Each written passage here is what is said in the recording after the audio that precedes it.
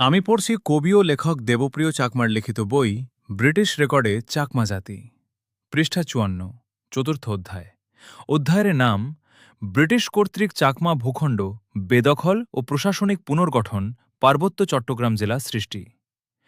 চাকমা শাসনের অবসান ও ব্রিটিশ শাসন পূর্ণ প্রতিষ্ঠার জন্য ১ আগস্ট ১৮৬০ গভর্নমেন্ট অব বেঙ্গল সচিবের ২০ জুন ১৮৬০ সালে পত্র নম্বর ৩৩০১ পার্বত্য চট্টগ্রাম জেলা সৃষ্টি কার্যকর করা হয়। মূলত চাকমা রানীর ক্ষমতাকে হ্রাস করার জন্য ব্রিটিশ সরকার এ ধরনের কাজ করেন। পার্বত্য চট্টগ্রাম জেলা সৃষ্টির পরপরই চাকমা রাজ্য মূলত ব্রিটিশদের করদ রাজ্যে পরিণত হয়।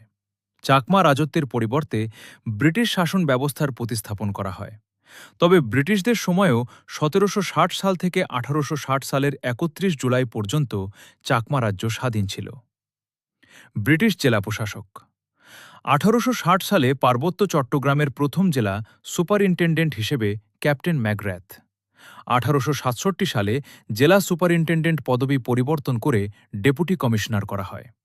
ক্যাপ্টেন লুইন হলেন পার্বত্য চট্টগ্রাম জেলার প্রথম ডেপুটি কমিশনার। লুইন জীবিকার তাগিদে তিনি মাত্র ১৮ বছর বয়সে ১৮৫৭ সালে ভারতবর্ষে আগমন করেন।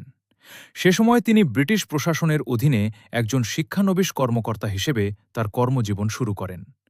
কর্মজীবনের প্রাথমিক পর্যায়ে তিনি উত্তর ভারতে বিভিন্ন প্রশাসনিক দায়িত্ব পালন করেন।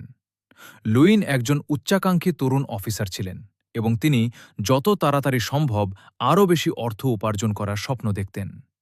ক্ষমতালোভী ও দাম্ভিক লুইন উপনিবেশিক বিশ্বের একটি অংশে নিজেকে রাজা হিসেবে কল্পনা করতে শুরু করেন। এই ক্যাপ্টেন লুইন পার্বত্য চট্টগ্রামের প্রথম ডেপুটি কমিশনার হিসেবে যোগদান করেন ১৮৬৭ সালে মাত্র ২৭ বছর বয়সে, অনভিজ্ঞ হয়েও। তিনি নিয়োগ পেয়েছিলেন স্বজনপ্রীতির মাধ্যমে।